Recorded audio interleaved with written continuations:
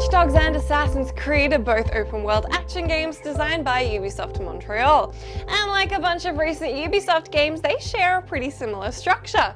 You know the one, climb a tower to open up activities on the map, or take out an enemy outpost to gain control over an area, that sort of thing. But what makes Watch Dogs different? What's going on to appeal to people who are burnt out on Assassin's Creed? Well, here are 4 ways Watch Dogs might win over Assassin's Creed haters.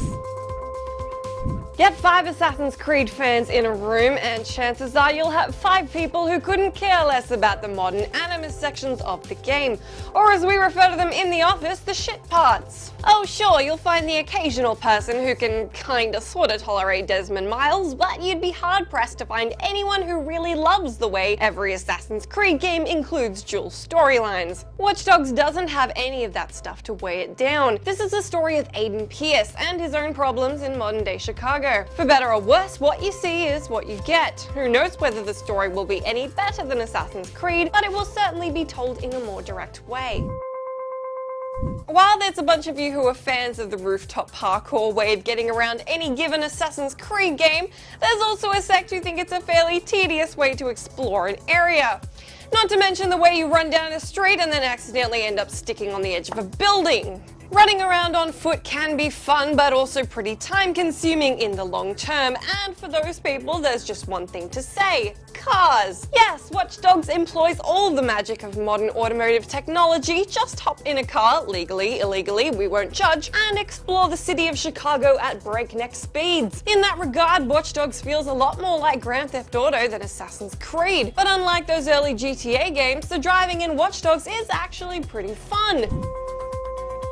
Assassin's Creed has always been pretty heavy on the swordplay and melee combat, but Watch Dogs is a whole other beast entirely. You can play it like a third-person shooter if you want, but you can also craft gadgets like sticky lures to sneak by guards unseen, or set off car alarms and steam pipe explosions to create even more of a ruckus. And if everything goes to hell and you need to pull the nuclear option, just trigger a citywide blackout and sneak away under the cover of darkness. It's a game with a lot more ways to approach combat than Assassin's Creed, although unfortunately that means there are no brutal aerial takedowns. Can't win them all.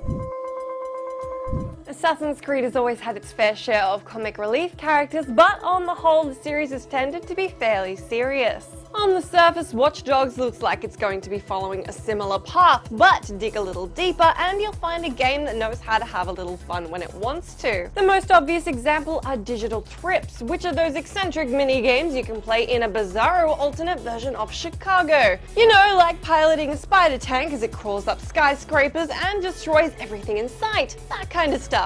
Everything you've been hearing about cyborgs in Watch Dogs? Yeah, this is that. All up, Watch Dogs will still probably be tinged with that Ubisoft formula, but I think it's gonna have enough surprises to keep those of you who aren't so keen on Assassin's Creed interested. Let me know whether you think this one is overhyped or whether you're excited for it. Last week I talked to you guys about Wolfenstein: The New Order, and here's what you thought about it. Demoralize added health does regenerate, but I guess they didn't play the game. You're right that it regenerates, but only a very small portion of the overall health bar, so those medkits are still super important. While some of you still think the game qualifies as mindless, see Reaper210 said, "I'm loving the game. I got like 10 hours into it and I'm halfway through the game, so it's pretty beefy for a non-open world FPS." And Scalpanese has wanted it noted, you forgot to mention that you can eat dog food to recover health. Yep, that's a very important point. That's it from me. Be sure to leave your thoughts in that commenting section and I will see you next week.